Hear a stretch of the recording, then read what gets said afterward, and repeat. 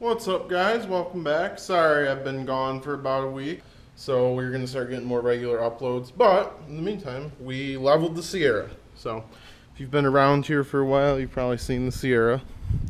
But my driveway is kind of slanted, so I don't know how much you can tell. But it sits nice and level now. I bought my dad the leveling kit for Father's Day, and I just got around to installing it for him today. And then while I installed it, he took off these mud flaps that were right here. You can see it's not faded, it's just dirt. It's gonna storm tonight, so we didn't even wash the truck yet. We're going to. But leveling kit's in. I think I'm gonna take off this air dam. He said he doesn't really like it, that hangs down. But the next plan for the truck is it's getting Duratrax, Goodyear Duratrax before winter. Just because these tires have about 30,000 miles on them now, so before winter they'll probably have like 40K, and we tow a big 4-place enclosed dual axle snowmobile trailer, so I want to be able to stop that thing this winter. And he had Duratrax on his Wrangler, and they were awesome before this truck. Also, he's thinking about a cold air intake for this after watching that Street Speed 717 video and seeing how much power it picks up. And just the sounds, you can't hear these trucks, and it would be nice to have a little more power with this truck just for towing. It's not a hot rod, it's not fast. We don't think it is, and not gonna ever make it fast, but just kind of hear a little better and maybe put like a different muffler on it. Nothing too loud, but that's it for the truck. I'm gonna do an install right now on how to lower it. Or not lower it, I'm thinking about that Jetta video. I'm gonna do an install on how to do the leveling kit. Super easy. Takes less than an hour. An hour if you use like just ratchets and sockets, might be an hour and a half, but with an impact it takes like 45 minutes. So that's that. Gonna get to the install right now. So now I'm gonna do this side, and I'll show you how to do it real quick. First, obviously, once it's jacked up, take the wheels off. And then what we do next is we take out these bolts, which look like this, go up in here. I just took the one out to show you what it looks like. The head is a 15 millimeter.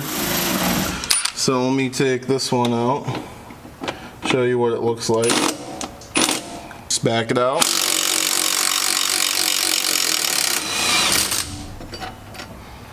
And the second side is much easier to do than the first side, because it's already leveled over there, so the sway bar is going to help it drop. Over there I disconnected the sway bar link. I might have to on this side, I don't know yet. But it's going to be the same process either way. It's just this one bolt right here, which is 15 on the top, and then 15 on the bottom. So I'm going to start working on it, show you the steps, show you how I did it. Guys. And then we just pop these clips off. Just like that with a screwdriver. We're not going to be reusing them. Alright, so now that it's out, this is going to go in there like this. Just like that. And then our bolt's going to go up through the bottom, through the holes in the nut on the top. If you don't have room, you can disconnect this sway bar link with a 15 here and a 15 millimeter right here, and it'll drop even more. So I'm going to drop that down and put the bolts through. So what we're going to do up top here is loosen all these.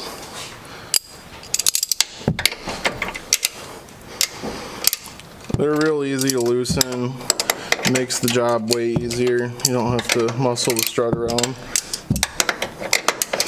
If you can look, gives me room to shove this down and work, and then the strut is just slightly loosened, so that gives me room to work with the strut so I can line up everything. So it makes my job easier, and it only takes a couple more minutes. Alright, so it's easier to do the bolt on this side first. It lines up better, and then once you can force that through, pretty much just lines this one up. So you just shove it through from the bottom. See how I can still move this, keep it loose. And then I should just be able to shove it through right in there. Okay, this is way easier with a partner. So when you get to this side, the first side by the sway bar link here is really easy. When you get to this side, if you have a partner stand on the lugs, it lines up perfectly and you can just shove the bolt through. If not, you can just loosen the strut a lot more up top and work it around and polish. It can be done by yourself, but if you can have a friend or your mom or dad or neighbor stand on the brake rotor for a second, it lines right up.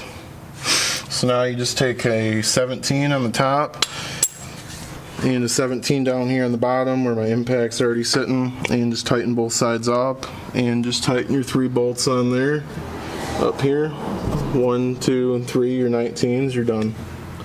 And then obviously tighten your 15 here. So now we just do our sway bar with our 15 on the top.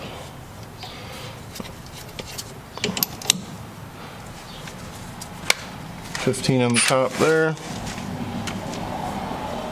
You can back it way up now. It's wide angle, just like filming.